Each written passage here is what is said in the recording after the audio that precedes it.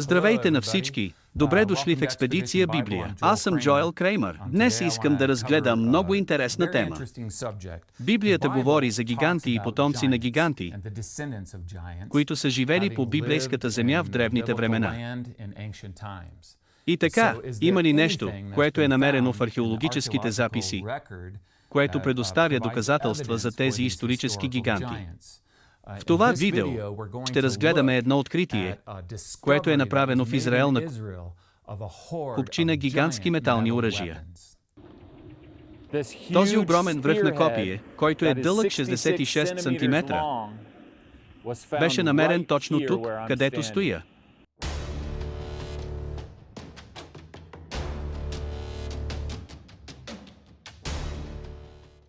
Така че в този въздушен кадър виждате на заден план Средиземно море, виждате град Кафаремонаш и след това виждате селскостопанското поле, където през 1962 година е открита тази купчина гигантски метални оръжия.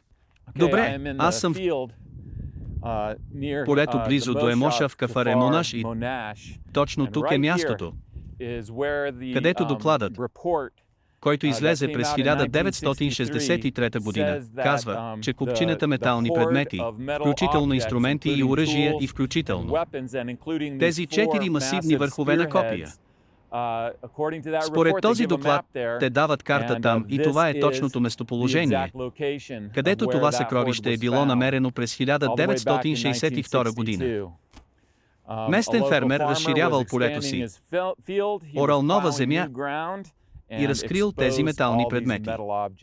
Учените спорят кога датират тези 4 върхове на копия. Ще видите дати за тях навсякъде от преди около 4300 години до преди 5000 или дори по-стари. Няколко други инструменти и оръжия от това откритие в момента са изложени в Израелския музей. Аз съм тук, в Израелския музей и точно тук е множеството инструменти и оръжия, направени от мед, които бяха открити в Емонаш. И тук имаме най-впечатляващата част от тази колекция, които са тези 4 гигантски копия.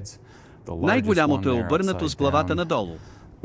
Това е най-големият връх на копие, намиран някога в земята на Библията. Разбира се, зад гърба ми е в дисплей, така че не изглежда толкова впечатляващо. Така че това, което ще направя, е да изрежа размера от картон.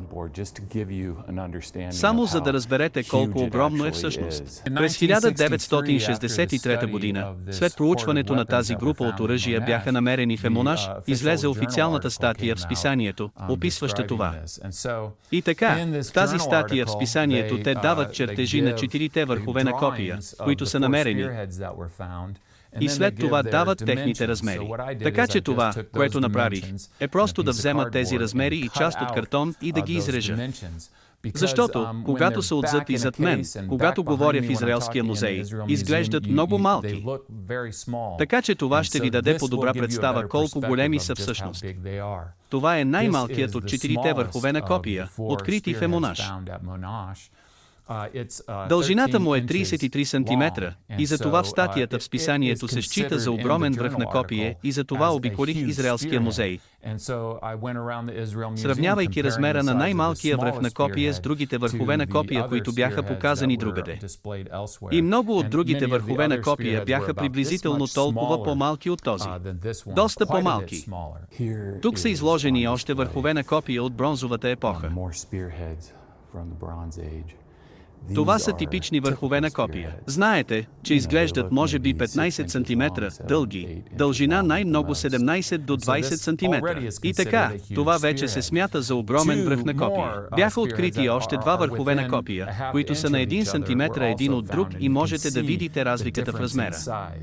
Въпреки това най-големият връх на копие, който беше намерен в купчината на Емонаш е този. Сега отново взех дължината му от чертежа 66 см, това е 26 инча. И просто виждате колко масивен е този връх на копие.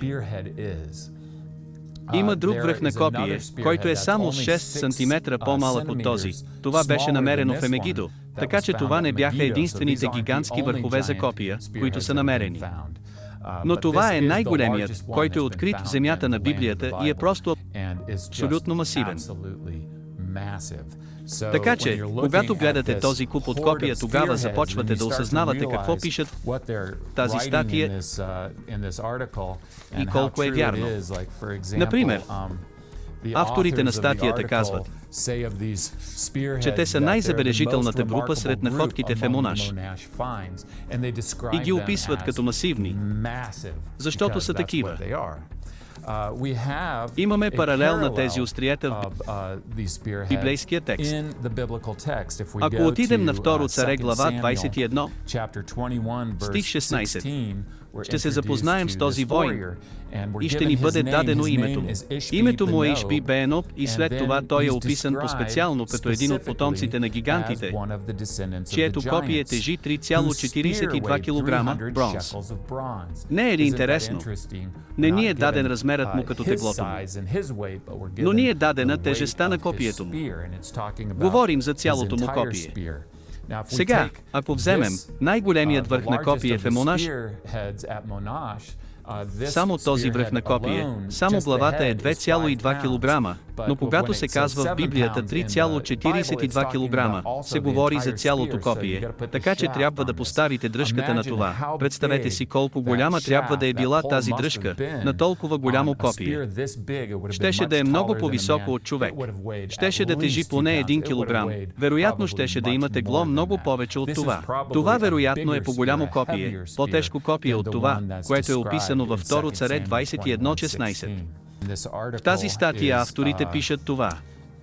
Копията носят признаци на употреба, особено най-тежкото, което е обенато на едно място и износено на няколко места по ръбовете. Добре? Това е, казвайки, че тези копия носят доказателства, че са били използвани като копия. Въпреки че пишат това малко по-късно в статията, те казват и пишат следното: копията са били използвани в битка. В случая с копията от Емонаш обаче, необичайният им размер и тегло биха изглеждали по-скоро пречка, отколкото помощ за всеки, който ги носи. Бихме искали да предположим, че тези тежки копия може да са били използвани по друг начин. И те искат да предполагат, че тези две са били декоративни по природата, те са били използвани като декорации. Сега, защо? Защото са били твърде големи, за да бъдат използвани от нормален по размер войн. Добре, сега трябва да имате предвид, че повечето учени са светски, включително авторите на тази статия. Те не вярват в гиганти, те не вярват, че са съществували гиганти и че са исторически. И следователно те трябва да дадат друго обяснение, защо са намерени тези масивни върхове на копия. И така, че те трябва да са декоративни. Имайте предвид, че по-рано те казаха това, особено най-големият имаше доказателства, че е бил използван като копие. Това тълкуване е свързано с мироглед. Ако не вярвате в тях, ако вярвате, че гигантите са приказни същества, тогава няма да тълкувате това като доказателства за гиганти, защото вие не вярвате в тях, но за тези от нас, които вярват в Библията и нейната история и знаем, че гиганти са съществували в древното минало. Когато намерим гигантски оръжия, използвайки Библията, ще тълкуваме, със сигурност, да бъдат доказателство за това, което Библията описва за тези потомци на гиганти. Сега също в статията, което е много интересно, е това, че авторите написаха, че забележителна характеристика на съкровището в Емонаш са малки, тънки, ръбести медни плочи, от които са открити около 800. Предполагаме, че тези медни плочи са люспи от броня. Това също има паралел в Библията.